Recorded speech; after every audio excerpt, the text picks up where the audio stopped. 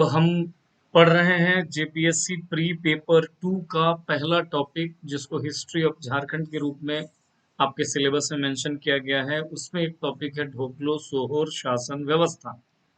ढोकलो सोहोर शासन व्यवस्था, उस पर आइए। यह आज का ये जो एमसीक्यू है उसी टॉपिक पर, कल हमने इस पर देखा था, इसकी पूरी थियरी, इसके इसके इस पर पूरा लेक्चर लिया। अब आइए इस पर क्वेश्चन आंसर को देख करके इसकी क्लैरिटी को और बढ़ा लेते हैं। पहला प्रश्न ये है कि कौन सा कथन ढोकलो सोहोर महासमिति, कल याद होगा आपको हमने बताया था ढोकलो सोहोर महासभा, है ना, तो महासमिति बोलिए महासभा बोलिए एक ही बात है, के लिए सही नहीं है। कह रहा है ढोकलो सोहोर महासमिति के लिए इनमें से कौन सा, कब ये बना है, 1934-35, कल हमने आपको बताया था, तो सही नहीं है।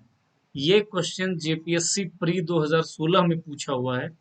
क्या है पहला ऑप्शन की पंचायती राज चुनाव का इन्होंने विरोध किया, पंचायती राज का समर्थन किया, जातीय प्रथा का समर्थन किया और मुंडा मान की व्यवस्था को स्वीकार किया। आंसर होगा इन्होंने पंचायती राज का क्या किया, समर्थन किया था। ठीक है, इन्होंने पंचायती राज का समर्थन किया था। ये क्वेश्चन आपको 2016 में मिला। नेक्स्ट आगे चलिए थोड़ा सा।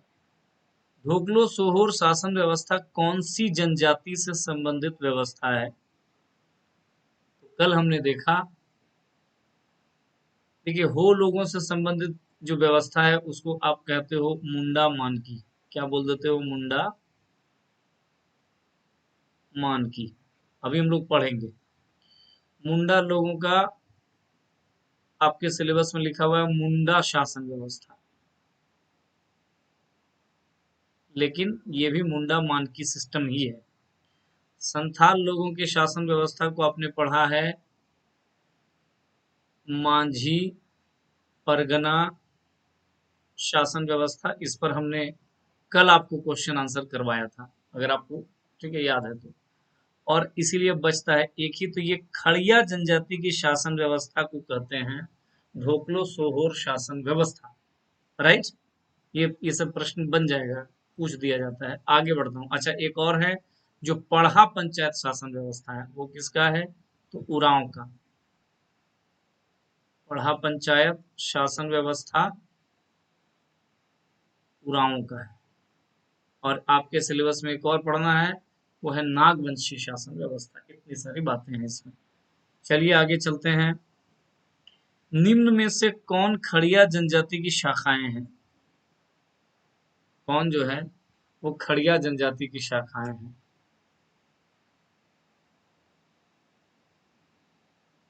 ठीक है, ऑप्शन है दूध खड़िया, ढेलकी खड़िया, पहाड़ी खड़िया और उपरोक्त सभी। हमने आपको बताया था ये सभी, उपरोक्त सभी क्या है, वो खड़िया जनजाति की शाखाएं हैं। नेक्स्ट क्वेश्चन है कि खड़िया जनजाति की कौन सी शाखा सर्वाधिक संपन्न है, यानी अमीर है? दूध खड़िया, ढेलकी खड़िया, पहाड़ी खड़िया और उपरोक्त सभी। आंसर होगा दूध खड़िया, है ना। हम आपको बताए थे सबसे अधिक संपन्न कौन है, दूध खड़िया एक नंबर पे, दूसरा नंबर पे ढेलकी खड़िया और तीसरा नंबर पे पहाड़ी खड़िया। रखने के लिए याद रखिएगा कि दूध पीते हैं रोज दूध खड़िया, तो पैसा है तभी ना दूध पीते हैं। पहाड़ी खड़िया मतलब अभी भी पहाड़ जंगलों में रह रहे हैं, ये अभी सबसे ठीक है आदिम जीवन शैली वाले लोग हैं।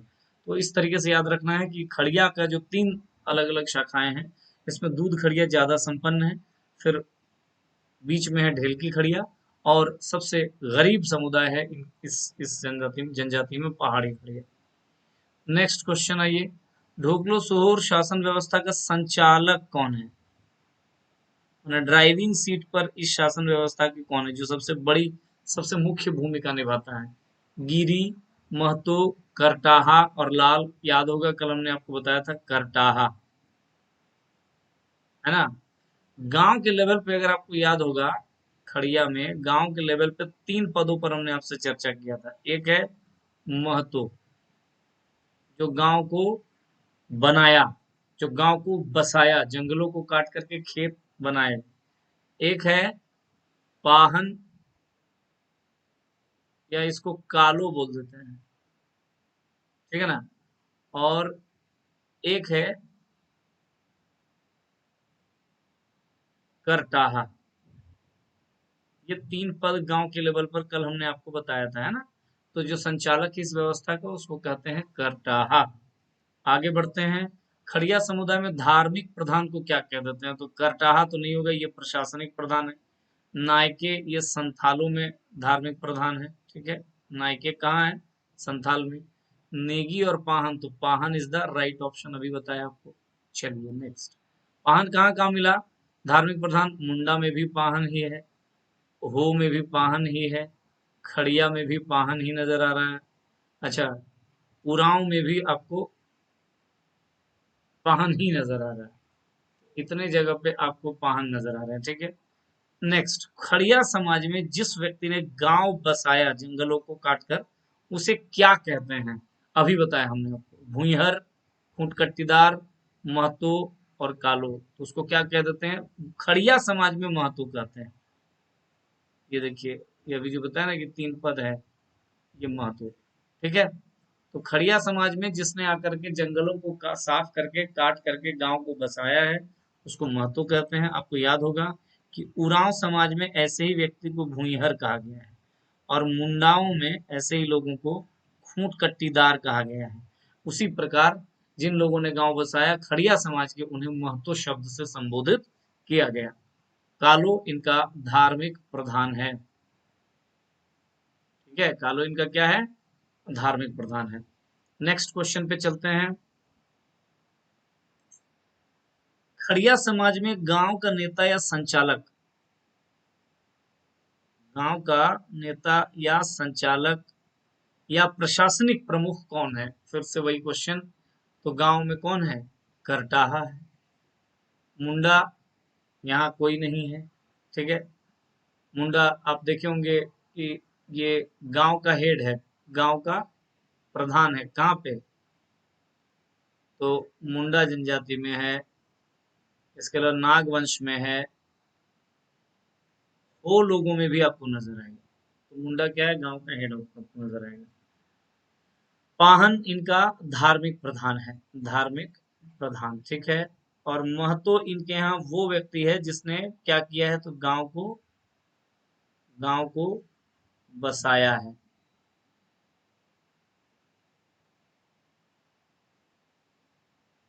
गांव को बसाने वाला, ये याद रखना है। अगले प्रश्न पे चलते हैं। चलिए, करटाहा का पद डैश है। करटाहा का पद क्या है? मनोनीत है, निर्वाचित है? ए तथा भी मनोनीत और निर्वाचित दोनों है, या इनमें से कोई नहीं है? तो हमने आपको बताया था कि यह एक निर्वाचित पद है।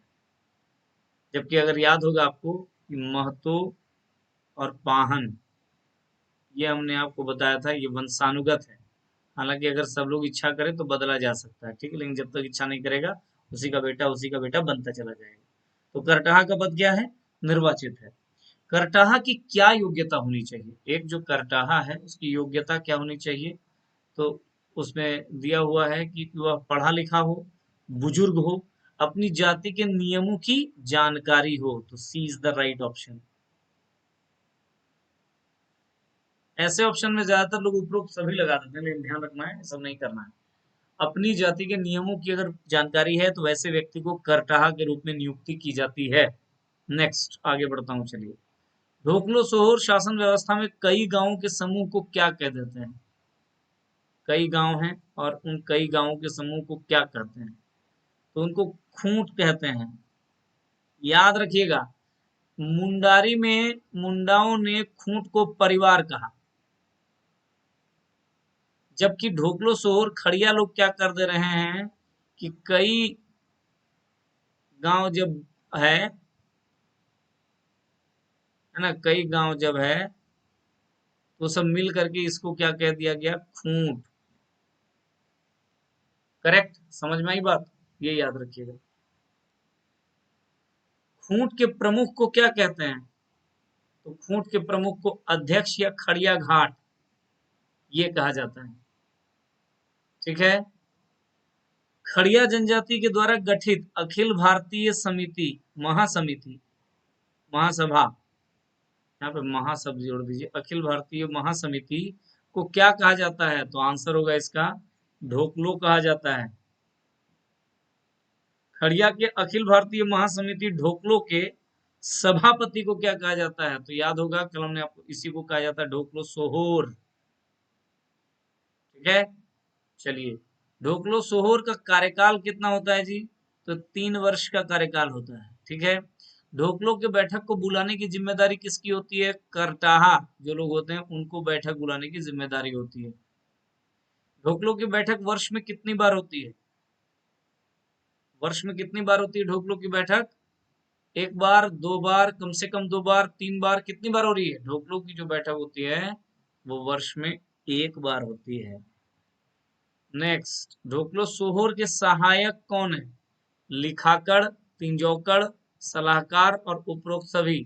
तो हमने आपको बताया था ये तीनों हैं इसके सहायक। ढोकलो सोहोर का सचिव कौन है? तो जो लिखाकड़ है इसको सचिव कहा गया, करेक्ट। और ढोकलो सोहोर का खजांची कौन है? तो जो तिंजौकड़ है उसको खजांची कहा गया, बाकी तो सलाहकार है। ये कुल मिलाकर के 20 प्रश्न ढोकलो सोहोर शासन व्यवस्था से है। आशा करेंगे कि ढोकलो सोहोर का जो उधर जो थ्योरी हमने आपको पढ़ाया था और इन 20 क्वेश्चन के बाद चीजें आपकी और भी अच्छी तरीके से स्पष्ट हो गया होगा।